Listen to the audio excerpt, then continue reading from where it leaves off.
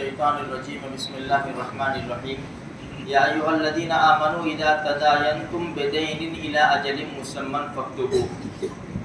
یہ جو آیت کریمہ ہے سورہ بقرہ کا جو آخری رکوع جو نماز میں پڑھا اس سے پہلے والا رکوع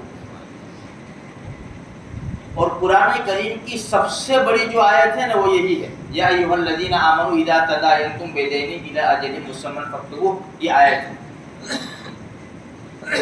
اس آیت کریمہ میں یہ قرآن کریم کی سب سے بڑی آیت ہے. اس آیت کریمہ میں اللہ تبارک و تعالیٰ نے جو حکم دیا ہے نا وہ آپس کے معاملات کا حکم دیا ہے کہ آپس میں جو معاملہ کرو نا تم لکھ لو, گواہ بنا لو تاکہ ایک سند ہو جائے. کیونکہ بعض مرتبہ کیا ہوتا ہے کہ انسان بھول جاتا ہے, یا تو جان بوجھ کے بھول جاتا ہے بھائی میں نے تیرے پاس یہی کہا, یا تو کوئی معاملہ ایسا ہوا آپس میں اگر لکھا نہیں تو مکر گیا پھر کہ نہیں بھائی ہماری ایسی بات ہوئی تھی. تو آج ہمارے معاشرے میں بھی کیا کہتے ہیں بھائی لکھان تے ونچا. تو جو بھی ایسا معاملہ ہو خصوصاً بڑا معاملہ ہو تو ہمیں اس کو لکھ لینا چاہیے. بہت سے ہمارے وہاں مسائل ایسے ہے کہ بھائی بھائیوں کے اندر مسئلہ تھا کہ بھائی نے کہا تھا کہ بھائی فلاں دکان یہ تو لے لینا, اس طرح ہم کریں گے. لیکن دوستوں کا مسئلہ ایسا ہوتا ہے بھائی ساتھ میں بزنس تھا پھر اس طرح کی بات ہوئی تھی, اب لکھان کچھ بھی نہیں ہے تو انسان پروف کے طور پر کوئی دعویٰ نہیں کر سکتا. اگر دعویٰ کرے بھائی لکھان لاؤ تو لکھان کا. تو اس قرآن کریم کی بڑی آیت کے اندر ہمیں یہ کہا گیا اور یہ بھی کہا گیا آگے اس آیت کے اندر کہ بھائی جو لکھنے والا ہو نا وہ صحیح ہو, کسی کی طرفین نہ کرے, کسی کی فیور نہ کرے, بلکہ اللہ کو حاضر ناظر رکھتے ہوئے معاملے کو لکھے. اگر ہمارے پاس کوئی لکھوانے آ گئے, اگر کوئی چیز کی گواہی دینی ہو تو صحیح طور پر گواہی دے.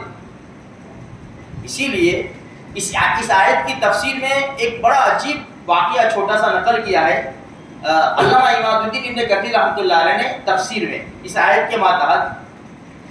سب سے پہلے ایک بات یہ ہے کہ بھائی درہم اور دینار اس میں ایسا کہا جاتا ہے کہ دیکھو یہ دینار نام کیسے پڑا, اس میں دونوں چیزیں دین اور نار.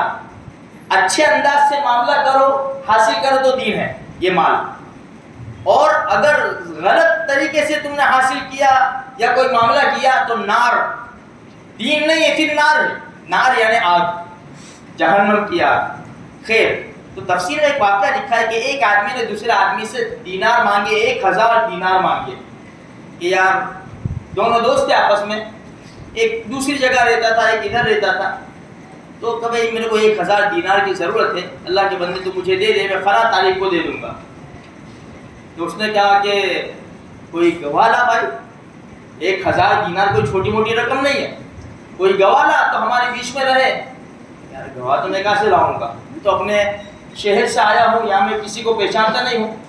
تو کہا کہ وکفیٰ باللہ شہیدا, چل ہمارے بیچ میں اللہ گواہ ہے. اچھا چل وکیل کوئی, کہ وکفیٰ باللہ وکیلا, ہمارے بیچ میں اللہ وکیل ہے. تو اس نے بھی اللہ کا نام سنا تو انسان اللہ کی قسم میں تیرے کو دے دوں گا, ایمانداری سے بس میں تیرے کو دے دوں گا. ہمارا وہاں چلتا ہے نا, تو سامنے والا کا دل بھائی اللہ کا نام لیتا ہے یا نہیں دے دے گا.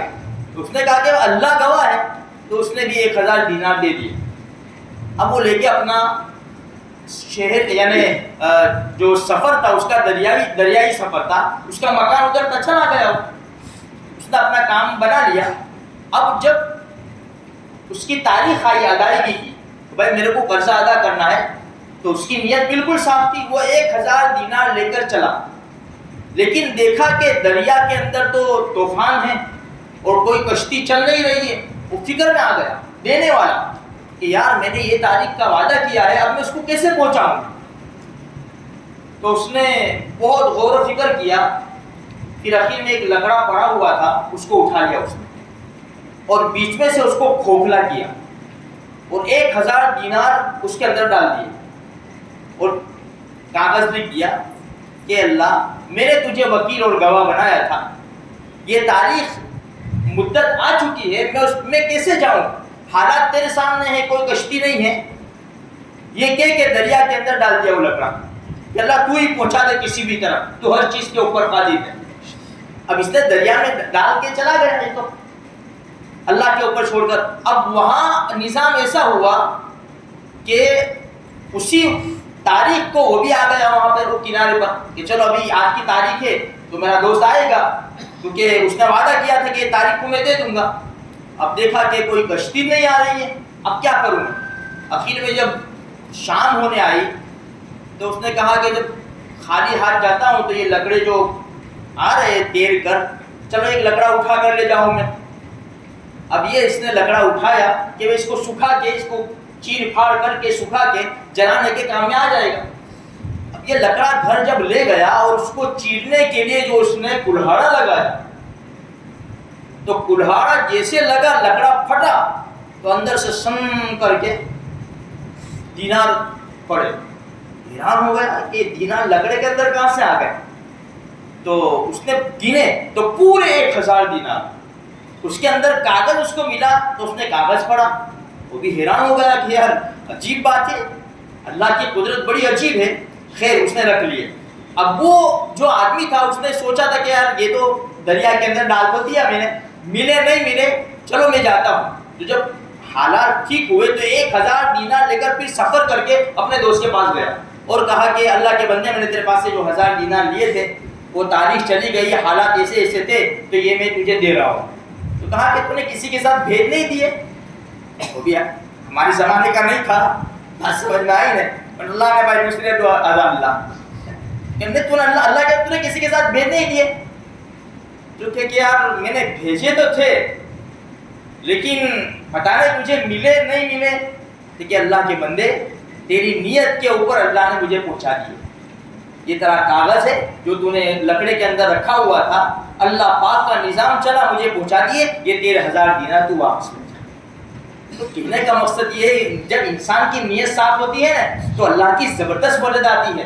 اسی لیے اگر کسی کا لین دین ہو میرے بھائیوں ہم اس کو دے دیا کریں، موت سے پہلے اس کی ادائیگی کر لے. ورنہ ایک بات میں آپ کو کئی بار سنی ہوگی کہ درہم کا 6واں حصہ اگر کسی نے لیا تو 700 ایسی نمازیں دینی پڑے گی جو جماعت کے ساتھ پڑھی ہو. اللہ پاک مجھے آپ کو سارے مسلمانوں کو نیک توفیق بخشے.